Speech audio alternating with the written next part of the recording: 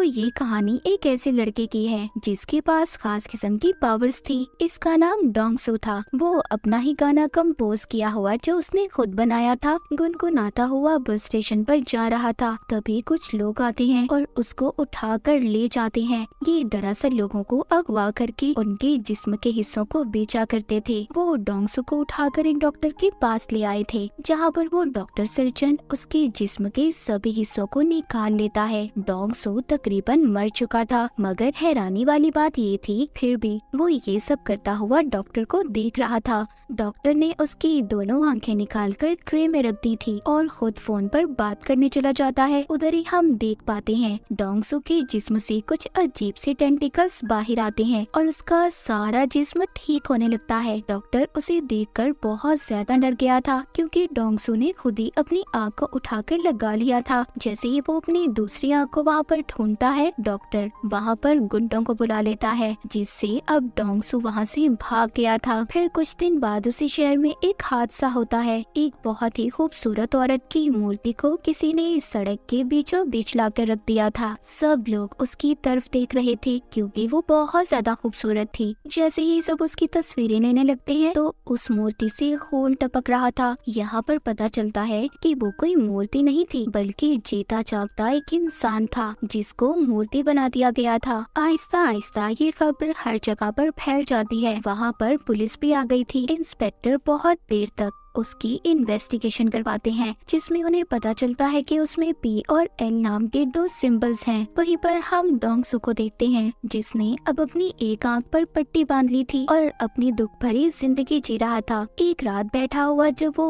अपने ही बनाए हुए गाने की प्रैक्टिस कर रहा था, तो अचानक से उसकी आंख में दर्द होने लगा था। जो आंख उसकी गायब थी, उसको अचानक से एस्ट्रोलॉजी नजर आती है, जिसमें वो बिल्कुल वही लफ्ज देखता है जो उस मूर्ति के जिस्म पर बना हुआ था। उसको और भी बहुत सारी चीजें नजर आती हैं, जिससे ये पता चलता है कि डोंगसू की आंख किसी दूसरे आदमी के पास है। तभी डोंगसू ये सब देख पा रहा था जो वो आदमी कर रहा था। अगले दिन डोंगसू अपने काम पर जाता है, जो एक कबाड़ खाना था। तभी वहाँ पर कुछ लोग आते हैं जो उसके दोस्त को बहुत मार रहे थे। डोंगसू अपने दोस्त की मदद करने की कोशिश करता है, पर बेचारा खुद ही मार खा लेता है। उन्हीं में से एक आदमी डोंगसू को मारने के लिए चाकू निकालता है, पर डोंगसू उससे लड़ाई करता है और इसी उसमें बेचारे डोंगसू का कान कट जाता है, जो कि जमीन पर गिर गया था। ये देखकर सभी वहाँ से भाग जाते हैं। अब जैसे ही वो वहाँ से जाते हैं, डोंगसू अपना कान उठाकर अपनी अजीब खास किस्म की पावर्स ताकत से अपने कान को जोड़ लेता है। उधर ही वो लोग भी अब डोंगसू को ढूंढ रहे थे जो जिस्म के हिस्से बेचा करते थे। उन्हें पता चल चुका था कि डोंगसू का जिस्म और उसका एक एक हिस्सा बहुत खास है, क्योंकि उसे जितना भी जख्मी कर लो, काट लो, वो खुद ही जुड़कर ठीक हो जाता है। और ऐसे जिस्म की मार्केट में लाखों करोड़ों में कीमत है। लड़ाई खत्म होने के बाद डोंगसू अपने घर जाता है, जहाँ बैठा वो अपने गाने की प्रैक्टिस कर रहा था, मगर उसको गाने की लिरिक्स सही तरह से याद नहीं थी। वो दोबारा से सुनकर प्रैक्टिस करने लगता है। तभी उसको विजन, एक ख्याल आता है। उसको उसी आदमी का ख्याल आ रहा था जिसके पास डोंगसू की दूसरी आँख थी।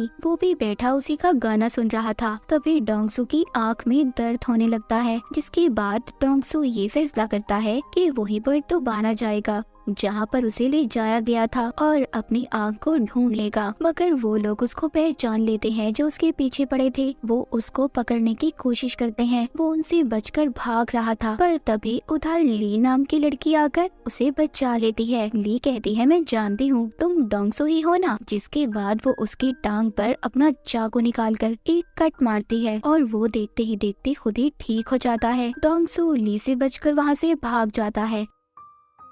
इसके बाद डोंगसू के ख्यालों में हमें एक किताब को दिखाया जाता है, जिसमें लोगों को मारकर उनका पुतला बनाने के बारे में सब कुछ लिखा हुआ था, जिससे ये बात तो साफ थी कि डोंगसू की आंख जिस इंसान के पास थी, वो लोगों को मारकर उनका पुतला बनाकर उन्हें शहर में खड़ा कर देता था। फिर हम एक लड़की को देखते हैं जो डोंगसू का गाना सुनते अपने ऑफिस जा रही थी, क्योंकि वो गाना अब काफी ज्यादा वायरल हो चुका था। वो जाकर देखती है तो शहर में एक और पुतला खड़ा था जिसका अभी अभी खून किया गया था। ये सारी बातें अपने दोस्त को बताती है, जिसका नाम मिस्टर जिन था, पर वो आदतों से बिल्कुल भी अच्छा नहीं था, मगर ये लड़की उसको पसंद करती थी। ये लड़की लड़की मिस्टर जिन के सामने डोंगसू का गाना गुनगुनाती है। तभी उसकी आंखों में दर्द होने लगता है और उधर डोंगसू की आंखों में भी दर्द हो रहा था। अब ये बात तो यहीं पर क्लियर हो जाती है कि डोंगसू की दूसरी आंख जिस इंसान के पास थी वो मिस्टर जिन था और वही था जो शहर में सभी लोगों का कत्ल कर रहा था। और यहाँ पर ये भी पता चलता है कि डोंगसू की दोनों आंखें उसके गाने को पहचानती थी, इसलिए जब भी वो बजता था उसकी आंखें आपस में जुड़ने की कोशिश करती थी, तभी उसे दर्द होता था। एक दिन वो अपने ख्यालों में एक लफ्ज लिखा हुआ देखता है जो कॉप्स आर्ट था। वो जब उसको इंटरनेट पर सर्च करता है तो उसे पता चल गया था कि शहर में जितने भी कत्ल हो रहे हैं वो कातिल उनको मारकर स्टैचू मूर्ति में बदल देता है और वो कोई और नहीं बल्कि मिस्टर जिन है। अब इस बात को पता करने अगले दिन उस लड़की के पास जाता है जो मिस्टर जिन की दोस्त थी। ये उसको देखकर पहचान लेता है क्योंकि इस लड़के को इसने अपने ख्याल में देखा था। ये उसे पूछता है कि कल तुम जिस आदमी के साथ थी वो कौन था। वो लड़की इसको कुछ भी नहीं बताती और डर कर चली जाती है। उसे ऐसा लग रहा था कि ये उसको छेड़ रहा है। अब डोंगसू किसी बात के बारे में भी नहीं जानता था। उसको तो ये भी नहीं पता था कि कातिल दिखता कैसा है। डोंगसू अब एक एस्ट्रोलॉजर के पास जाता है और उसको उन सिंबल्स जो उसने देखे थे और उन तारीखों के बारे में बताता है जब खून हुए थे। एस्ट्रोलॉजर उसको बताती है कि सब आपस में जुड़ी हुई चीजें हैं, इन सब को मिलाकर कल की तारीख भी मिलती जुलती है। मतलब डोंगसू ये बात तो समझ गया था कि कल भी खून होने वाला है, पर कब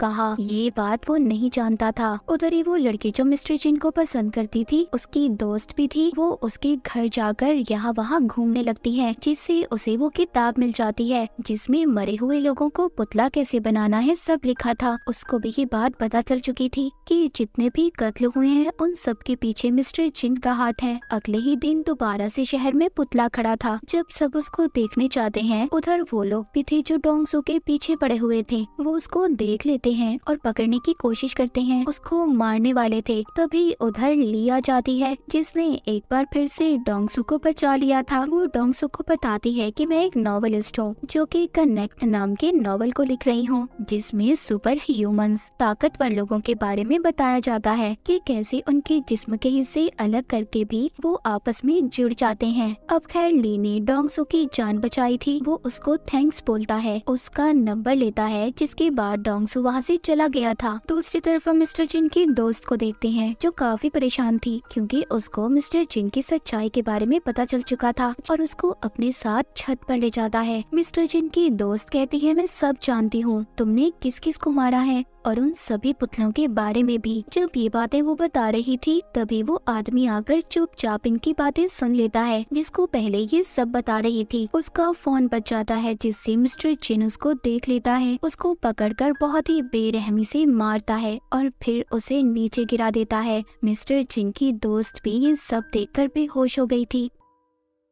तभी उसका फोन बजता है जिसमें उसने डोंगसू के गाने की रिंगटोन को सेट किया हुआ था। जब उसका गाना बजता है तो तभी डोंगसू की आंख में दर्द होता है और मिस्टर जिन की भी। इससे अब डोंगसू को ख्याल आता है और वो सब देख लेता है कि मिस्टर जिन ने दो लोगों को बहुत ही बेरहमी से मार दिया है। ये देखकर डोंगसू मिस्टर जिन के ऑफिस में आ गया था। वहाँ पर भी सबको कत्ल के बारे में पता चल चुका था। हर तरफ एक भगदड़ मच जाती है। वहाँ पर पुलिस भी आ चुकी थी। डोंगसू ने मिस्टर जिन का कोट देख लिया था, इसीलिए वो उसका पीछा करते बाथरूम तक जाता है, मगर उसने उसका चेहरा अभी भी नहीं देखा था। पुलिस आकर डोंगसू को पकड़ लेती है। उन्हें ऐसा लग रहा था कि डोंगसू ने ही कत्ल किया है। डोंगसू सबसे कहता है देखो मैंने कत्ल नहीं किया, कातिल तो बाथरूम में है। पर कोई भी डोंगसू की बातों पर यकीन नहीं करता। लेकिन ली उसको हम कैसे भूल सकते हैं। वो एक बार फिर आकर डोंगसू को बचा लेती है। उधर ही ऑफिस में मिस्टर जिन जो काफी परेशान था क्योंकि वो सोच रहा था कि छत पर तो हम तीनों के सिवा कोई नहीं था। जब वो बैठा डोंगसू का गाना सुन रहा था तभी उसकी आंख में दर्द होता है। अब उसको समझ आ चुकी थी कि सारे फसाद की जड़ उसकी ही आंख है जो ट्रांसप्लांट की गई है, यानी कि जो उसने लगवाई थी। इसका मतलब ये था कि जिसके पास दूसरी आंख है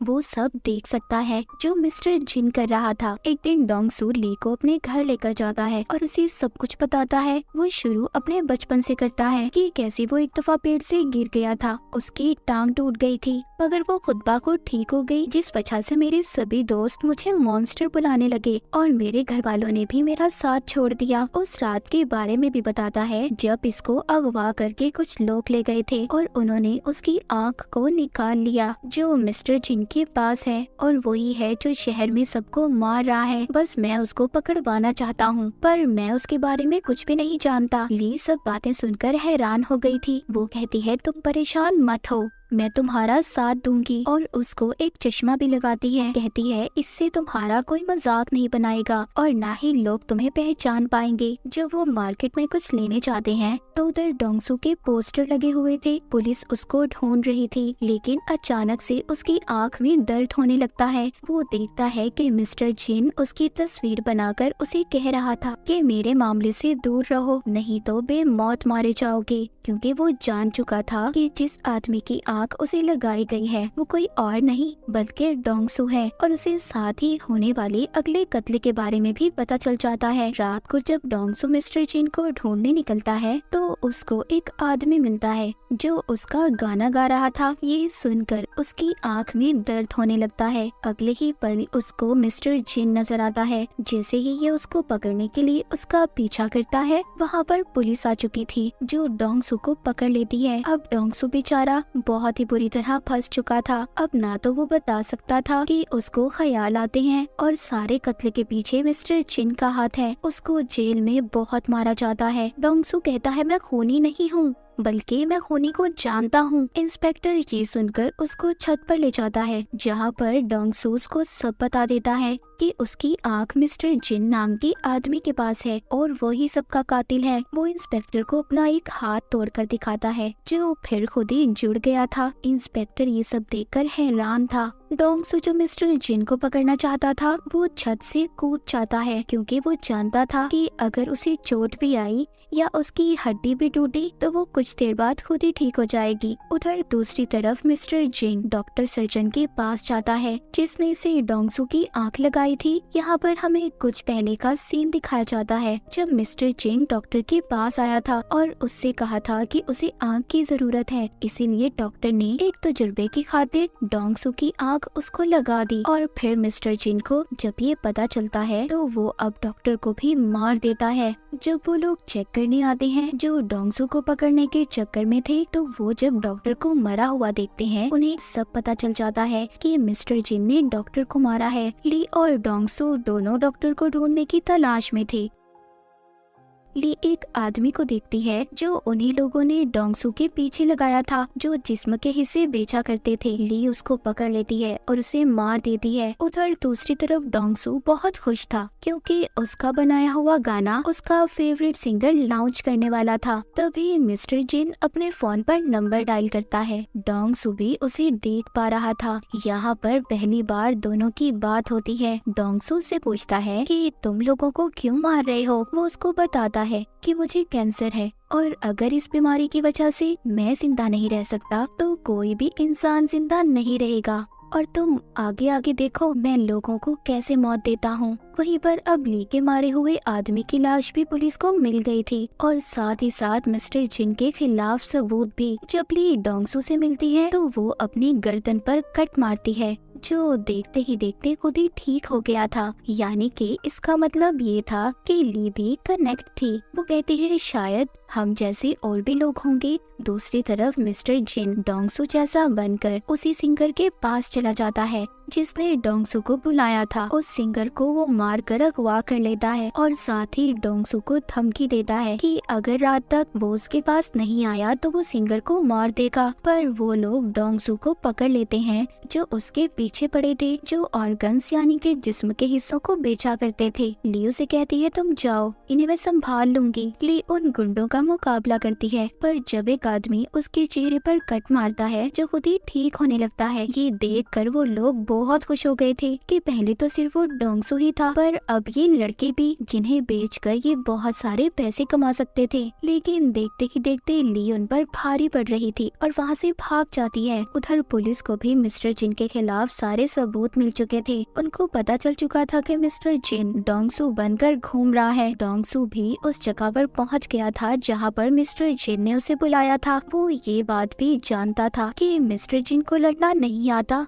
वो तो सिर्फ लोगों के डर का फायदा उठाकर उन्हें मारता है। तभी मिस्टर जिन आकर उधर गैस छोड़ देता है, जिससे डोंगसू बेहोश हो गया था। वो उसको उठाकर अपने साथ ले जाता है। उधर ली भी एक मॉन्स्टर के पास गई थी और उसे कहती है कि तुम्हारे जागने का वक्त आ चुका है, जो कि डोंगसू और ली की तरह ही था। ये उसको अपने साथ ले जाती है। यहाँ मिस्टर जिन डोंगसू को उस जगह पर ले आया था जहाँ पर उसने सिंगर को रखा हुआ था और डॉक्टर की बॉडी भी टंगी हुई थी, जिसको उसने मार दिया था और बहुत जल्दी पुतला बनाने वाला था। सिंगर की ऐसी हालत देखकर डोंगसू उससे माफी मांगता है। मिस्टर जिन कहता है, मुझे कैंसर है, मैं मरने वाला हूँ, इसीलिए मैं डोंगसू की बॉडी का इस्तेमाल करूँगा और अपना दिमाग इसके दिमाग के बदले लगाऊंगा। जहाँ पर जिस्म तो डोंगसू का होगा पर दिमाग मेरा। वो डोंगसू की उंगली काट कर भी सिंगर को दिखाता है। अभी इन दोनों को फ्रीजर में बंद कर देता है, जिस वजह से सिंगर तो मर गया था। इस बात पर डोंगसू को बहुत गुस्सा आता है। वो अब आजाद हो चुका था और बाहर आकर मिस्टर जिन को बहुत मारता है। उधर ही ली भी उस मॉन्स्टर को लेकर आ गई थी। मिस्टर जिन जब उस पर हमला करता है, उसे भी पता चल चुका था कि ली भी कनेक्ट है। तभी उधर डोंगसू आकर मिस्टर जिन को बहुत मारता है। यहाँ पर मिस्टर जिन डोंगसू पर लगातार गोलियां चला रहा था, पर वो तो ठीक होता जा रहा था। डोंगसू ने मिस्टर जिन से अपनी आँख को भी छीन लिया था और उसे मारने वाला था। तभी उधर पुलिस इंस्पेक्टर आ जाते हैं, जो डोंगसू को मारने से मना करते हैं। इंस्पेक्टर उससे वादा करते हैं कि मैं तुम्हारा सारा रिकॉर्ड मिटा दूंगा, अपनी जिंदगी की नई शुरुआत करनी चाहिए। अब ली और डोंगसू को ये लग रहा था कि सब कुछ ठीक हो गया है, वो जाने वाले थे। तभी ये देखते हैं वहाँ पर बहुत सारे मिलिट्री के हेलीकॉप्टर आ जाते हैं। अब उन्हें भी कनेक्ट के बारे में पता चल चुका था, जहाँ पर वो इन दोनों को पकड़ लेते हैं। अब आगे की कहानी क्या होगी, मिलिट्री वाले इनके साथ क्या करेंगे, ये तो हमें सीजन 2 में ही पता चलेगा। तो सीजन 1 की कहानी यहीं पर खत्म हो जाती है।